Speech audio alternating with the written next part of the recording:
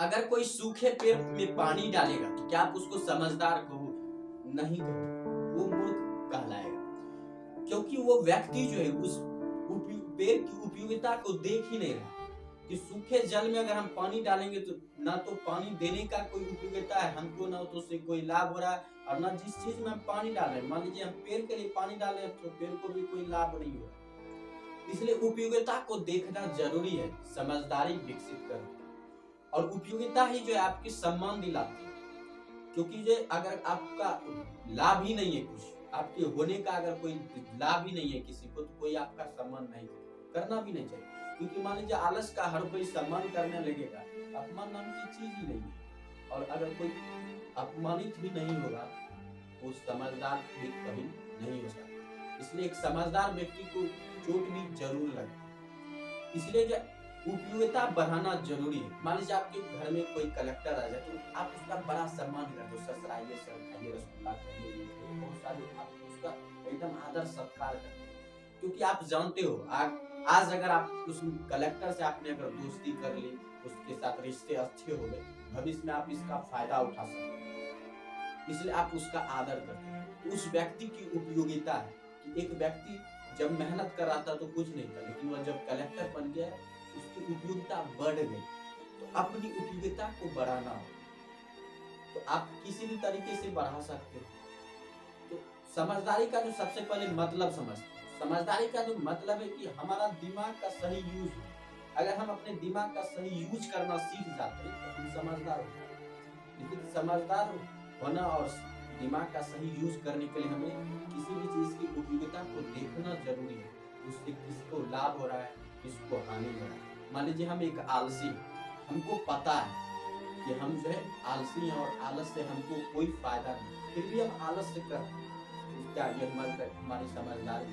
बिल्कुल भी हमारी समझदारी नहीं, मूर्खता ही है। ये हमारी मूर्खता है।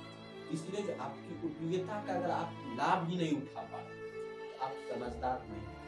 इसलिए समझदार भी आप तभी बनेंगे, आपकी समझदारी भी तभी विकसित होगी जब आप किसी भी चीज की उपयोगिता का लाभ उठाना सीख जाते हैं या अपनी उपयोगिता का लाभ देना दूसरों को सीख जाते हैं, तो अपनी उपयोगिता बढ़े।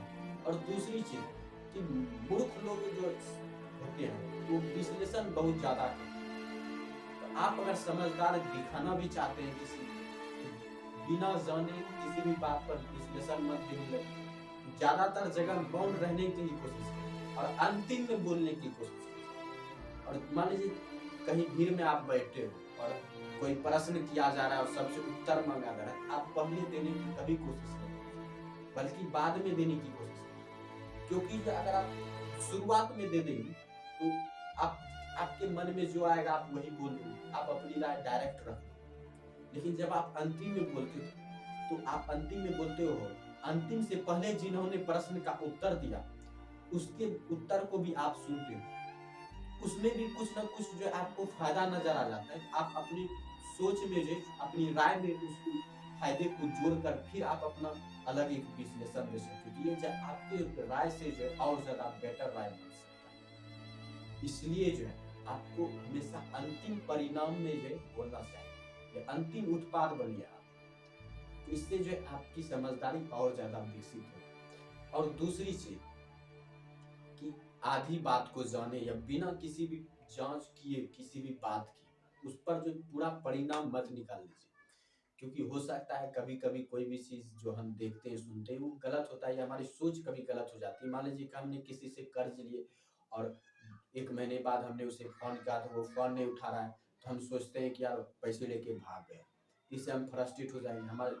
लेकिन वहीं पर अगर हमारी समझदारी, हमारा दिमाग अगर सही यूज करता है तो वो हमें सही पॉजिटिव आंसर भी देगा। तो वहां पर ये भी उत्तर दे सकता है यार मोबाइल उसका खराब हो गया होगा इसलिए वो फोन नहीं उठा रहा है। तो वहां पर आप रिलैक्स मूड में रहो, अगर आप कोई भी काम कर रहे हो उस समय तो आप आसानी से कर सकते हो।